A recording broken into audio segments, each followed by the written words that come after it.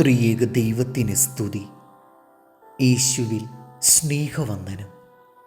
അധ്വാനിക്കുമ്പോൾ അതിൽ രസം അനുഭവിക്കുവാൻ സാധിക്കുന്നവർക്ക് ജീവിതം വിരസമാവുകയില്ല. ബഹുമാന്യമായ നേട്ടങ്ങൾ അവർ കൈവരിക്കും. അവരുടെ വ്യക്തിത്വത്തിൽ ഗാംഭീര്യവും പ്രസന്നതയും മുന്നിട്ടു നിൽക്കും. അധ്വാനത്തിൽ രസിക്കുവാൻ പൗലോസ് അപ്പോസ്തലന് കഴിഞ്ഞു. ഓട്ടക്കളത്തിൽ പങ്കെടുത്ത് ഓടുന്ന ആളുകൾക്കുണ്ടാകുന്ന സന്തോഷം തൻ്റെ കഠിന അധ്വാനത്തിൽ പൗലോസിന് ലഭിച്ചു.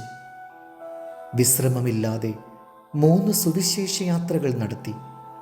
അറിയപ്പെട്ടിരുന്ന നഗരങ്ങളിലെല്ലാം സഭകൾ സ്ഥാപിച്ചു. താൻ സ്ഥാപിച്ച സഭകൾക്കെല്ലാം ലേഖനങ്ങൾ എഴുതി.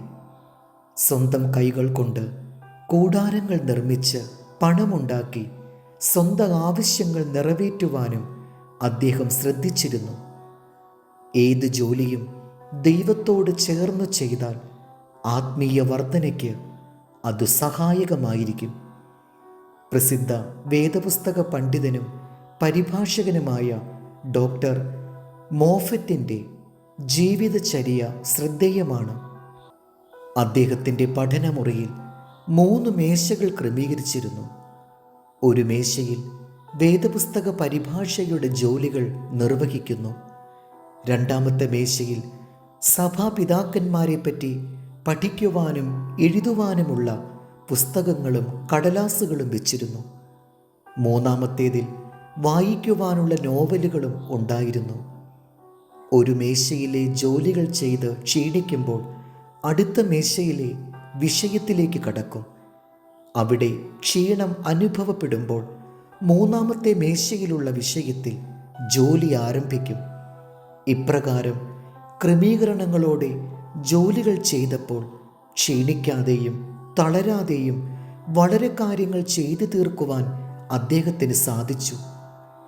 ദൈവത്തോട് ചേർന്ന് ജോലി ചെയ്ത് സന്തോഷിക്കുന്ന മനുഷ്യൻ ഭാഗ്യവാൻ.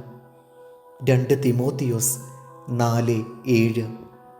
ഞാൻ നല്ല പോർ പൊരുതു, ഓട്ടം തികച്ച് വിശ്വാസം കാത്ത് ഇനി നീതിയുടെ കിരീടം എനിക്കായി വെച്ചിരിക്കുന്നു. അത് നീതിയുള്ള ന്യായാധിപതിയായ കർത്താവ് ആ ദിവസത്തിൽ എനിക്ക് നൽകും. എനിക്ക് മാത്രമല്ല, അവൻ്റെ പ്രത്യക്ഷതയിൽ പ്രിയം വെച്ച ഏവർക്കും കൂടെ. ദൈവം നമ്മെ അനുഗ്രഹിക്കട്ടെ. കർത്താവിൽ എളിയ ശുശ്രൂഷകൻ ഈരാളിലച്ചൻ.